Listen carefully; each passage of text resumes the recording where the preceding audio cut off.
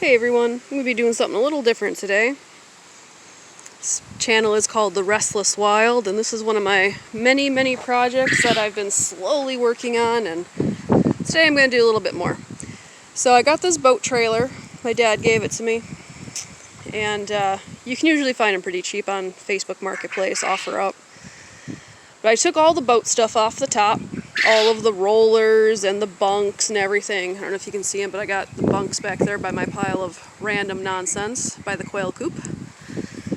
And I got these grates, these steel grates off of Facebook Marketplace. So I'm going to make this into a flatbed utility so I can haul long stuff like lumber and cattle panels and tin roofing and everything like that. So all the stuff that I can't haul, and this way I don't have to rent a truck, and this will be my, light duty utility trailer, because I'm not going to be needing a lot of material at once. But I mean, the trailer can hold 1,200 pounds, a 1,200 pound axle, even though I got small tires on it so I can fit it with use it with my cars. I got the better tires, so together they're rated for 1,400 pounds. So any payload I put on this will be perfectly fine. And I need to keep it light anyway for my vehicles. But so what I'm going to do is, see these up here? I've got a number of these angle irons I got from my dad's work, and I've been saving them for a couple years for a project.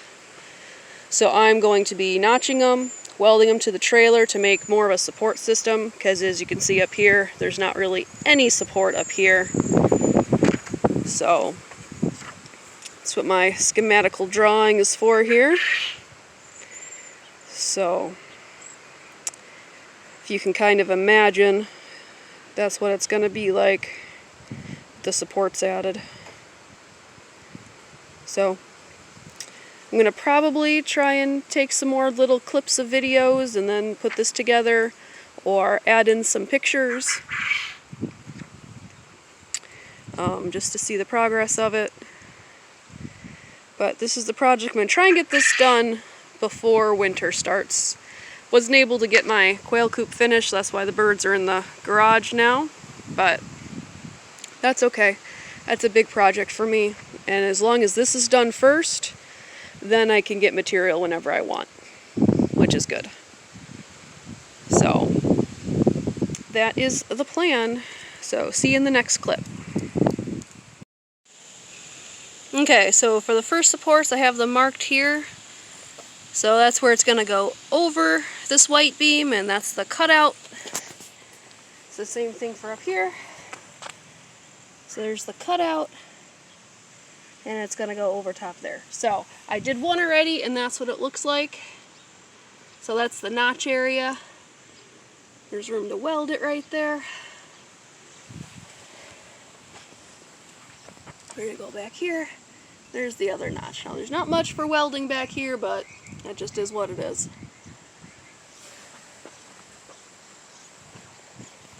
So I'm definitely going to be welding all around. So I'm going to cut out the other one, and I don't know if I'm going to cut the other supports first or start welding. Might as well get all my cutting done first, and then all of the welding. Then again, I have a crappy welder, so maybe it'd be good to let it rest. I don't know, I'll figure that out in the next round. And this is both back supports cut, notched.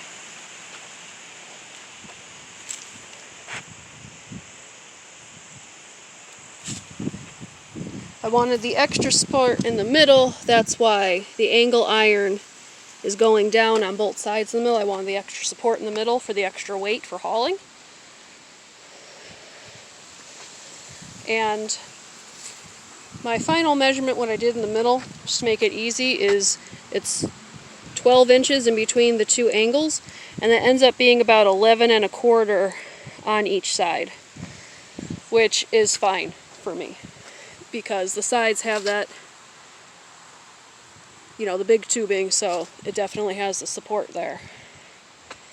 So that's it for that part, and I'll show you the next part. Okay, the next one I have marked up is for my 2 crossways beams. One's going to go here, one's going to go here-ish. My angle iron is exactly 80 inches, and I wanted to make my beams 40. So I got my mark to cut it in half, right there. Marks on both sides to cut it in half, and then while it was in one piece, I figured may as well just mark my beam notches. So that's my beam notch. I have it this way so I don't have to deal with that. That can just stay there. Same thing on this side. That little thing can just stay there because it'll be underneath. It's not going to mesh with the grating on top because the grating is going to go up on top on this side. So that's that. I'm going to cut it and notch it. Okay, so the front perpendicular supports look like this. They are 40 inches long. They are notched in the middle so that they go over the center beam. Now they will be welded. Still contemplating if I should take that off. I like having the wenching capability, but if you look at my mark here, my grates go to, can you see it? I don't know if you can see it, but right here, I put a mark. So I could move that back, but I don't know how if that's going to mess up with the crank right there. I don't really want to move the crank. And I don't want to move it too much, and I don't want it to stick out too far. So I think I'm going to leave it there. And then that way I know I still have turning radius, because this was set up for a boat, so I know it has the turning radius. If I mess that up, I think it might give me too much confidence with my turning radius, and then I'm going to hit my car with my grates, and I don't want that to happen. So the next step is basically making the parallel supports. They're going to go from there on the edges of these, end up on this one. So I'm just kind of building them up on top of each other. I know these are going to support because they're over the tube, which is good. Now some people might be like, you're not going to be at the same level because you've got stuff over and you're going to... Yeah, I know. That's okay. I'm cool with that. I wanted supports, and this is going to make sure I get the supports I need. And it's not going to bow because it has the L piece supporting it. Same thing here. It's got the L piece supporting the weight. So it's going to be crude, but it's going to work. And it's giving me confidence again. Because I haven't welded... Well, I did a small project, but I haven't welded something by myself like this since welding was my full-time job 7 years ago. So, trying to get back into what I like doing. And if it's a useless project in the end, then it's a useless project in the end, but it gave me confidence and I had fun and I built something useful, and that's what I really enjoy doing. Anyway, I digress. So, I think I'm going to have to at least tack weld these, I think, before I set up the parallel supports, because I don't want these moving at all. I don't want these two moving at all. So I have my exact measurements. But, yeah. Because I don't know exactly where it's going to end up. It's on the computer, it's the computer, but once you're in real life, like now I know that my angle irons are 80 inches and I called out for 72, so I definitely have enough material. I just want to make sure I make my cuts in the right spot, because if I mess that up, I don't have any extra. So, like, I have like just enough angle iron for this project, which is crazy to me. I have literally just enough. Tiny bit extra, but not really. And I have some like bed rails, some bed frames for something extra, but I'd rather this all be the same material, and this is higher quality than the bed frames. So, not saying this couldn't have been done with bed frames, it probably could have, but I wanted to make sure that this would actually last and be worth something in the long run. Okay, well, I'm going to tack weld these things up because these things should be fine and solid where they are. Okay. Okay, this is funny. So, I was just like, man, I want a cart to roll this welder around with. And if you guys were watching my quail videos, some of the doors from the original cages, can't really see them too well, they were actually the bottom of these little wire baskets. And you see, there's 2 baskets missing. I still had this cart, and I was like looking around my house, see what I could use. I was thinking about using a computer chair. I was like, nah, I don't want to get that all messed up. And then I was like, wait, I have this whole thing. I wonder if my welder will fit in the cart. And look at this. I know I have a tiny welder. Hey, it works. It does what it's supposed to do. It plugs into my regular outlet. So, it works, guys. Look at this. Look at this. It'll work perfectly fine. I'm gonna zip tie it so that the shelf doesn't move, because right now it's movable. And then I could even put my extra welding wire and stuff down in the bottom little basket. And it's great because it's like the perfect height for me just to grab easy and move it. This is literally the perfect thing. I'm so glad I only messed with those 2 shelves, and like, that's awesome. Like, that's fantastic. You guys probably don't care, but I do. And yeah, it works. My little ground clamp fit right through that little hole, so the welder's nice and flat. It's just perfect. Okay, enough segue. Next little clip is going to be of maybe these things tacked up. Maybe these things tacked up. Yeah, we'll do that. These things tacked up. When you tack, you always want to make sure you double check everything. Those are great. Those are perfect. Gives so much support. That's just rock solid there. See, just simple tack. Make sure it's good. And as I was tacking this one, I thought, I think I just screwed up. And I did. See, there's supposed to be another plate right here. Another grate. This was supposed to bridge the 2 of them. So I need to move it over. But that's why you just tack it and you don't fully weld it.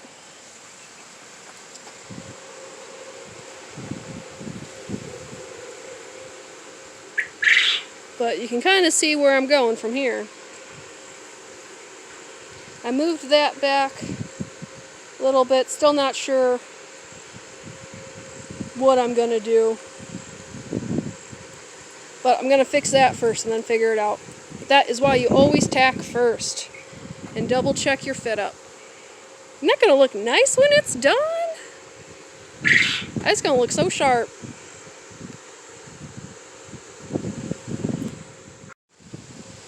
Okay, so I re-tacked it now, and so now both plates will actually fit on this cross member. And I don't have this tacked yet because I was kind of seeing how I liked it. And I like it back a little bit, so if I need to actually use that front square to attach like a ratchet strap to or something, I have ample space here to be able to hook it. So, and it'll be right on that cross beam. So I think that will be good for maximum support. And yeah, so then after this, I'm going to do the the parallel supports that are going to go all the way back to that white corner there, and they're going to come up to the edges of these. And they're going to notch over, just like this is notched over that, just as this cross member is notched over the white.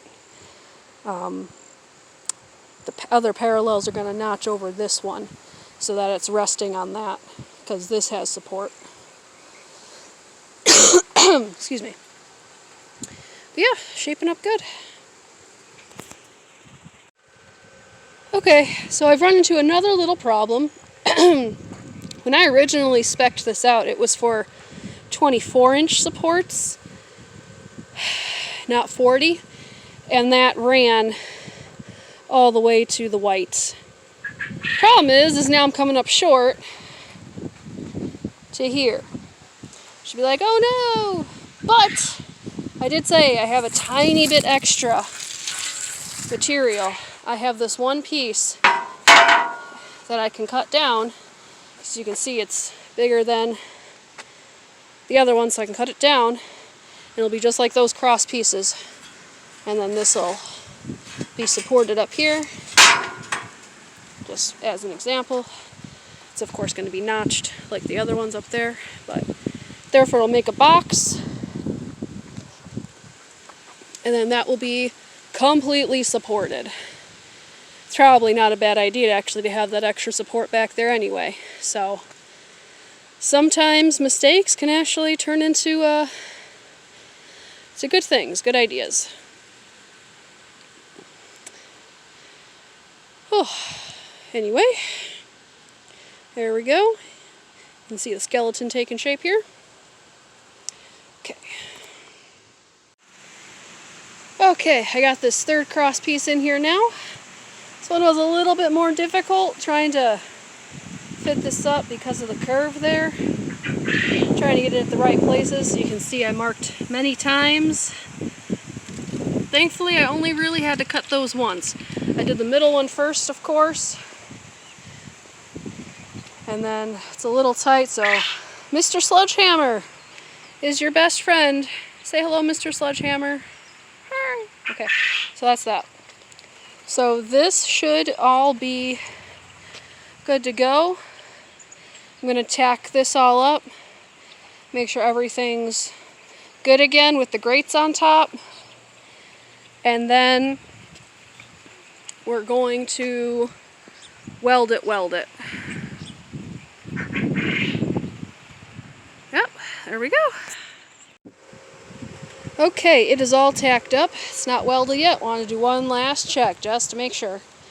So that's good. I've got the little bit in the front for ratchet strap tie down.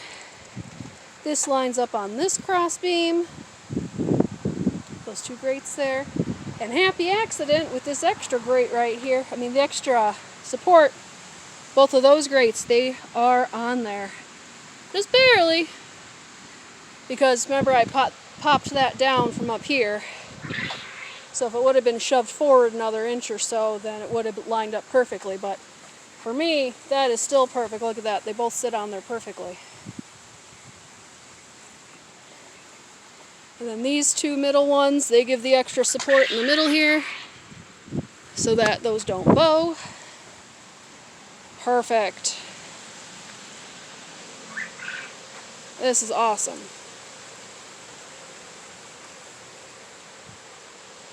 Okay, all that's left to do is weld it, and then I'm going to be U-clamping the grids onto my structure. So I already bought U-clamps, hopefully I have enough, but that is the plan. Oh, my husband just got home. But yeah, that's it. Okay, it is all welded. So you can see it got darker. One of the workers that works here, he stopped and we had a little conversation. But the welds are not super pretty, but for not welding full time in a long time, they're not bad and they'll hold. So.